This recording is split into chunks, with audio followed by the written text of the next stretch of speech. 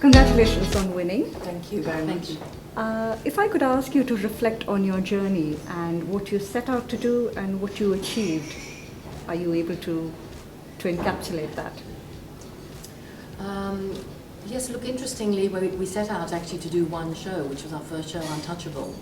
But very early on, the company had a momentum of its own, and we realized there was a huge thirst for the stories we were telling. So we realized early on that we had the opportunity to build a community of artists, a canon of work, and an audience for that work.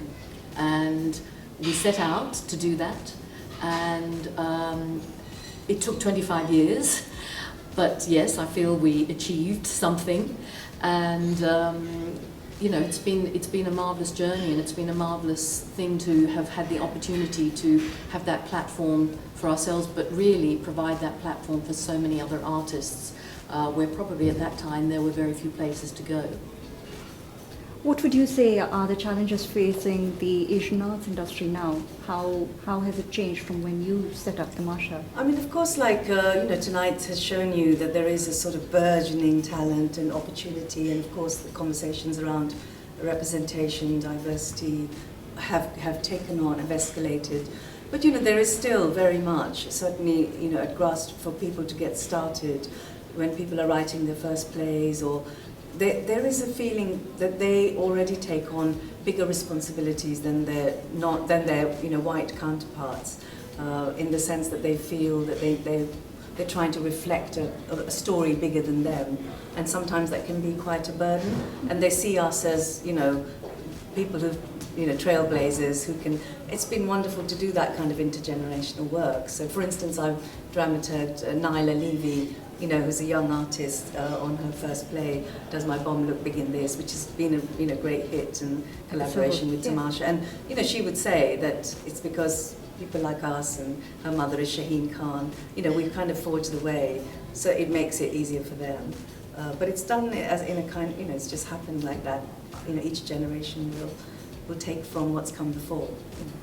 Do you think there still is an appetite for a Tamasha, or should that be part of the mainstream outfit? There's always an appetite for Tamasha, because I think in a way, really, people like us who are absolutely dedicated to this 24/7, we never take our foot off the pedal. That is our raison d'etre, and we are the pipeline to the mainstream.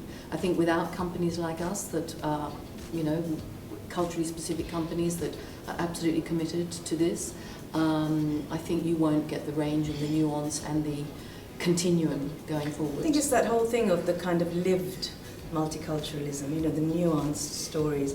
I think a lot of the time on TV, you know, as Priyanka said, you know, unless a writer says this has to be played by a South Asian, and actually you're writing that person with all their depth and nuance.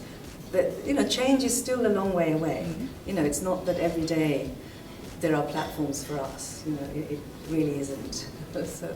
What's your new horizon then? What's your new project that you're looking for? Well, I mean, interestingly, you know, Christine left Tamasha in 2013, I left in 2015, and, you know, what's wonderful is that we've just been recently reunited on a project called Summer Rolls by a British Vietnamese writer called Tien Do, and I believe this is the first British Vietnamese play. So it feels very much like they're at the beginning of their journey, and we're there to support. You know, I'm the dramaturg, Christine's directing. So it is very much that kind of... That's fantastic to hear. Yeah, I'm sure they're in fantastic hands and will be well looked after. But on a very personal level, I mean, I've sort of come very full circle, and I've written a one-woman monologue, you know, which Christine directed recently for the Wandsworth Fringe at Tara Arts. Yeah. So it was like going back to Tara, where I started from, in something very personal and small in a way, you know, inspired by my conversations with my sons, which is called Evening Conversations. Yeah. So that's just beginning. Congratulations again, and hope you enjoy the rest of the evening.